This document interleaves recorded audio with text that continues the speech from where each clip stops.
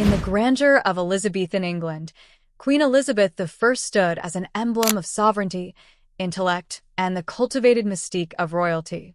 Her image was carefully curated, an eternal virgin queen, a patron of the arts, the divine embodiment of national pride. History remembers her for her dazzling court, the defeat of the Spanish Armada, and the rise of England as a Protestant superpower. But behind this legacy, beneath the layers of pearl-draped silk and powdered elegance, lay a monarch driven by fear, vanity, and the meticulous control of perception. At a time when cleanliness was more ritual than science, Queen ElizabethI's personal hygiene habits were, by modern standards, deeply surprising. They were not simply a reflection of her era, but an extension of her deliberate political image. In a world where rulers were expected to appear more divine than mortal, the Queen cultivated a body untouched by water or time. Today, we dive into the fascinating, often shocking, hygiene customs of Elizabeth I, revealing how they shaped her myth and her reign. Each practice offers a glimpse into the extremes she undertook to preserve her image, even as her body betrayed her. So, let's unravel these royal secrets together. And don't forget to like, share, and subscribe to Empress Secrets for more captivating historical insights. Your support fuels our passion for uncovering the past, inspiring us to bring you stories that spark curiosity and wonder. Elizabeth's court was a spectacle of opulence, where wit, poetry, and splendor intertwined to create an aura of divine rule. Yet, one of her most indulgent habits, her obsession with sugar, carried a bitter irony that revealed the human beneath the myth. In the 16th century, refined sugar was a luxury, rarer than gold and more precious than spices. It was locked in ornate chests, measured like jewels, and reserved for the elite. Elizabeth, ever the performer of power, indulged in it with abandon. Her table overflowed with candied violets, sugar-drenched marzipan, preserved fruits, and intricate confections shaped into mythical creatures or heraldic symbols. To consume sugar was to consume England's rising wealth, a tangible display of her dominion over trade routes and colonies. Each sweet was a statement. To possess sugar was to possess power, and Elizabeth savored it as if tasting England's ascent. But this indulgence came at a steep cost. Dental hygiene in the Tudor era was rudimentary, often harmful. Toothbrushes were non-existent, replaced by abrasive powders, cloths, or even twigs. Elizabeth is believed to have used a sweetened paste made of sugar and herbs, thought to freshen breath and whiten teeth.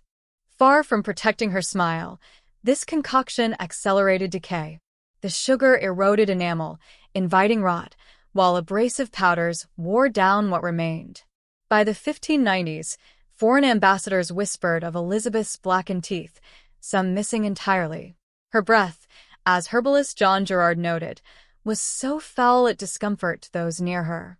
Her speech, once sharp and commanding, grew harder to decipher as gaps in her smile widened.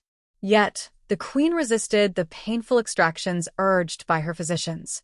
In one famous incident, a courtier volunteered to have his own tooth pulled in her presence to prove the procedure was survivable. Her vanity prevailed, unwilling to surrender her image to the surgeon's pliers. Remarkably, her decaying smile sparked a peculiar trend. Noble women, eager to emulate their monarch, began darkening their teeth with soot or charcoal, transforming decay into a badge of wealth. In Tudor England, even rot could be aspirational, if it bore the Queen's mark. This phenomenon underscores Elizabeth's power to shape perceptions, turning personal flaws into symbols of status. Imagine the courage it takes to transform a weakness into a strength, to rewrite the narrative of your own imperfections. That's the kind of resilience we can all draw inspiration from. If you're loving this deep dive into history's hidden corners, hit that like button, share this video with friends, and subscribe to Empress Secrets. Your support helps us keep exploring the stories that shaped our world. The Tudor era's relationship with water was equally revealing of Elizabeth's calculated image. One phrase attributed to her, "I bathe once a month, whether I need it or not," captures the spirit of a time when water was viewed with suspicion. Bathing was not a daily ritual but a rare, almost ceremonial act. Medieval medicine held that water disrupted the body's humors, blood, phlegm, yellow bile, and black bile, which governed health. Frequent bathing was thought to invite illness, weaken the body, or expose it to bad air or miasma, believed to carry disease. For Elizabeth, bathing was not just impractical, it was a risk to her carefully guarded persona. Instead of immersing herself in water, she relied on alternative methods to maintain cleanliness. She changed her linen shifts, fine garments worn against the skin, multiple times a day. These shifts, made of linen or silk, were believed to absorb impurities, keeping the body clean through contact alone. To her contemporaries, this was not only sufficient, but exemplary. Her attendants applied rosewater, vinegar rinses, and herbal infusions crafted in the palace's still rooms. These concoctions, infused with lavender, rosemary, or cloves, were dabbed delicately onto her skin to refresh and protect. Soap, when used, was a luxury, scented with costly oils and reserved for special occasions. Bathing, when it occurred, was a logistical feat. Palaces like Whitehall or Hampton Court lacked plumbing, so wooden tubs were filled with heated water carried by servants. The process required at least 3 attendants and hours of preparation, making it as elaborate as a state event. Elizabeth's rare baths were less about hygiene and more about reinforcing her divine aura. Her cleanliness was not about sanitation but about illusion, a projection of untouchable perfection. Water threatened to strip away this facade, exposing the mortal beneath the monarch. This avoidance of bathing wasn't neglect, it was strategy. Elizabeth understood that vulnerability could undermine her authority in a male-dominated world. By rejecting water, she preserved the myth of Gloriana, the eternal virgin queen. Think about it. How often do we craft our own facades to face the world? Elizabeth's story reminds us that strength often lies in perception. Keep exploring these fascinating tales with us. Subscribe to Empress Secrets and share this video to inspire others. Elizabeth's face is iconic, pale, smooth, almost otherworldly. This was no accident, but a deliberate policy. In an era that equated white skin with nobility and divine favor, her makeup was a shield against scrutiny and a symbol of authority. Her cosmetic of choice was Venetian ceruse, a toxic blend of white lead and vinegar that created a flawless, porcelain-like complexion. Applied daily, it smoothed blemishes and erased signs of aging, but at a horrific cost. The lead seeped into her skin, causing scars, lesions, and systemic poisoning. Over time, thicker layers were needed to conceal the damage, creating a vicious cycle. Her lip color, often derived from cinnabar or vermilion, contained mercury, which further poisoned her body's symptoms of mercury poisoning. Mood swings, tremors, and neurological decline likely plagued her later years. Yet, Elizabeth persisted, not out of ignorance, but necessity. Her appearance was not her own, it was England's. Her pale face intimidated rivals, silenced doubters, and defied time.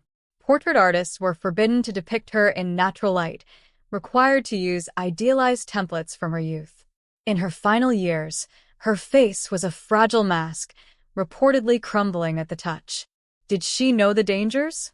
Historians debate this, but her commitment to image over health suggests she prioritized perception above all. Bathing her face was rare. Water would dissolve the ceruse, exposing the ravaged skin beneath. To wash away the mask was to wash away the myth. Elizabeth's cosmetics were a testament to her understanding of power. To rule, she had to be seen as more than human. This dedication to image is a powerful lesson in resilience. Elizabeth faced immense pressures, yet crafted a persona that endured centuries. Let's honor that legacy by supporting Empress Secrets. Like, share, and subscribe to keep these stories alive. Behind the opulence of Elizabeth's palaces lay a grim reality: no plumbing. Hampton Court, Richmond, and Whitehall had no toilets, sewage systems, or running water. Human waste was managed through medieval methods. The Queen's private toilet, or closed stool, was a cushioned chair with a hole over a ceramic chamber pot. This pot was emptied and perfumed multiple times daily by the groom of the stool, a high-ranking nobleman whose role was both intimate and prestigious. This position offered unparalleled access to the queen, making it a coveted role despite its unsavory duties. Beyond her chambers, waste management was less dignified. Chamber pots and cesspits were the norm, emptied by gong farmers or night soil men who worked under cover of darkness. These pits, often located near palace walls, were foul and disease-ridden. The stench was inescapable, masked by herbs like lavender or rosemary scattered on floors or burned as incense. Rushes covered floorboards, perfumed with oils, but accumulated dirt, food scraps, and worse beneath. Elizabeth's frequent travels between residences were partly to escape the buildup of waste, as palaces grew unbearable over time. This paradox, opulence alongside filth, defined court life. Elizabeth's perfumed gloves, scented handkerchiefs, and elaborate gowns hid the reality of a world where cleanliness was an illusion. Her ability to maintain majesty amid such conditions is a testament to her control. Let's celebrate her ingenuity by supporting Empress Secrets. Hit that subscribe button and share this video to inspire others. Elizabeth's relationship with cleanliness was rooted in control, nowhere more evident than in her use of perfume. Water was intimate, vulnerable. Fragrance was power. Her attendants crafted custom blends in the palace's still rooms: lavender, rose, orris root, cloves, and rosemary steeped in vinegar or spirits. These were dabbed on her wrists, neck, and clothing, creating an aura of untouchable divinity. Pomanders, ornate orbs filled with resins and herbs, hung from her belt or bodice, warding off unpleasant odors. Her gloves and handkerchiefs, soaked in aromatic oils, were gifted to courtiers, extending her curated scent. Her hair, often hidden under wigs, was powdered with sugar water or egg whites, scented to mask thinning caused by age or lead poisoning. As her health declined, sores and flaking skin emerged, but Elizabeth doubled down on her rituals. She banned mirrors, refused realistic portraits, and reportedly employed a chambermaid to reapply powder in secret. Her scented walking stick, raised to deflect courtiers' odors, was both practical and performative, a reminder of her sovereignty. Elizabeth's use of fragrance was a boundary, separating her from the common world. Cleanliness was not about health but image, and image was everything. Her story inspires us to craft our own strength, to rise above challenges with grace. Join us in celebrating history's bold women. Subscribe to Empress Secrets, like, and share this video. Elizabeth's hygiene habits were not mere quirks, but deliberate choices rooted in her era's beliefs and her need for control. Bathing, cosmetics, and fragrance were not about cleanliness, but about crafting an untouchable persona. In a world that equated purity with stillness, she transformed herself into a living icon. Her body was not her own, but an extension of the crown, a symbol of England's strength. Her blackened teeth, fragile skin, and perfumed armor were sacrifices for an image that endures centuries later. Elizabeth's reign teaches us that power often lies in perception, that resilience can transform flaws into strengths. As we uncover these secrets, let's reflect on our own ability to shape our narratives. History is full of lessons waiting to be explored, and Empress Secrets is here to bring them to you. Like, share, and subscribe to join our journey through the past. Your support inspires us to keep digging, to keep sharing, to keep celebrating the stories that make us who we are. Together, let's unlock the secrets of history.